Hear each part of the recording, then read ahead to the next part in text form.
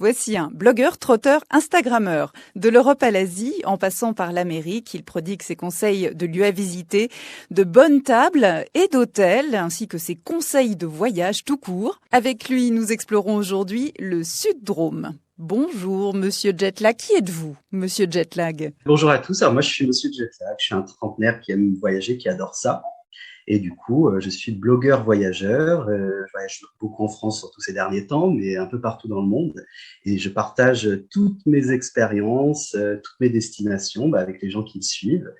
Et comme ça leur donne des idées soit pour leurs vacances, soit des idées week-end, voilà, pour se balader s'ils habitent dans les régions que je visite, etc.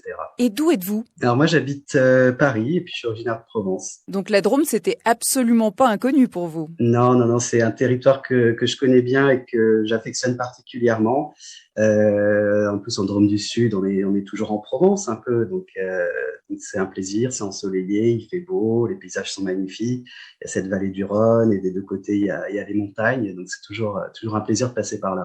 Et sur votre blog, comment avez-vous choisi d'aborder le département? Ben justement, de me mettre dans la peau de quelqu'un qui n'est jamais venu et qui a envie justement de découvrir, parce que c'est un passage que beaucoup de gens connaissent finalement, mais peu s'y arrêtent en nombre, puisque avec l'A7, avec le TGV, il y a énormément de gens qui transitent par là. Donc, c'était leur dire, regardez, entre-temps, entre ces deux destinations que vous avez l'habitude de faire, vous pouvez vous arrêter, vous pouvez découvrir de très jolies choses. Il y a des paysages magnifiques, il y a des très beaux villages, il y a des choses à faire également. Donc, prenez aussi votre temps, même si sur la route de vos vacances, par exemple l'été, quand vous allez à la plage, prenez une journée ou deux, vous pouvez vous arrêter là et découvrir plein de magnifiques choses. Alors on commence par où? Donc, je fais découvrir la ville de Montélimar particulièrement, qui est une ville sympathique à visiter, et puis on mange bien, et puis il y a des nougats, moi j'adore les nougats, donc ça tombe bien. On peut visiter la ville, parce que le centre-ville est quand même sympathique, il y a toujours une dynamique avec des commerces, des commerçants.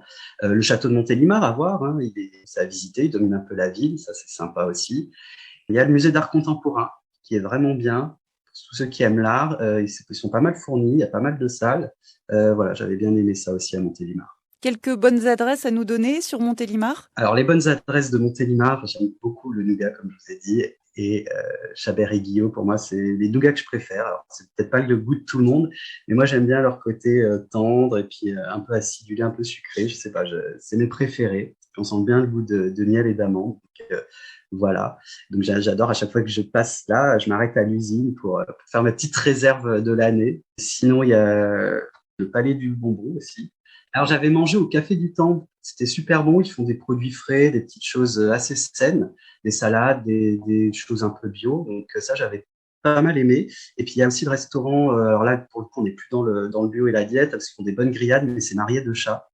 Ils font tout au feu de bois et ils font aussi des poissons pour ceux qui aiment le poisson. Donc, voilà, c'est pas mal ces deux adresses-là à Montélimar. Et si on a le temps de pousser un peu plus loin, qu'est-ce que vous nous proposez de découvrir?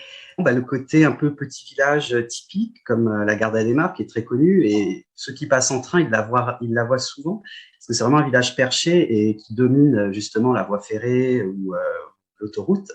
On peut aller aussi côté Valréas, il y a le château de Suze-la-Rousse aussi à voir. Vraiment, tout dépend ce qu'on aime, si on veut plus le côté nature, plus le côté culturel. Voilà, il y a un peu de tout et c'est ça qui fait la force aussi de la région, c'est ce mélange de ces atouts touristiques. On termine avec les incontournables de la Drôme, selon vous. Les indispensables de ce coin-là, c'est la ferme aux crocodiles de Pierrelatte, forcément. C'est une immense serre tropicale qui se trouve là au milieu de la plaine. Et c'est rempli de crocodiles, donc c'est hyper inattendu. Et il y a aussi plein d'espèces d'oiseaux, de tortues, des poissons. Enfin voilà, il y a vraiment toute cette flore du monde entier, de ces zones tropicales qui se retrouvent là au milieu de la vallée du Rhône. Et c'est super sympa. Si vous avez des enfants, c'est aussi à faire en famille parce que ils vont avoir des grands yeux énormes écarquillés quand ils vont voir les gros crocodiles. Voilà, mon conseil, c'est d'y aller aux heures où ils nourrissent les animaux, parce que ça fait un peu d'animation, c'est un peu plus sympa. Mais c'est vrai que c'est un indispensable de la région. Ça et le nougat, bien sûr. Et le nougat, bien sûr. Merci pour cette visite de Montélimar et sa région, Monsieur Jetlag. Mais merci à vous. Et pour retrouver les bonnes adresses et tous les conseils voyage de Monsieur Jetlag dans la Drôme ou ailleurs, d'ailleurs en France ou dans le monde, direction son blog monsieur, écrit en entier, -jetlag.com.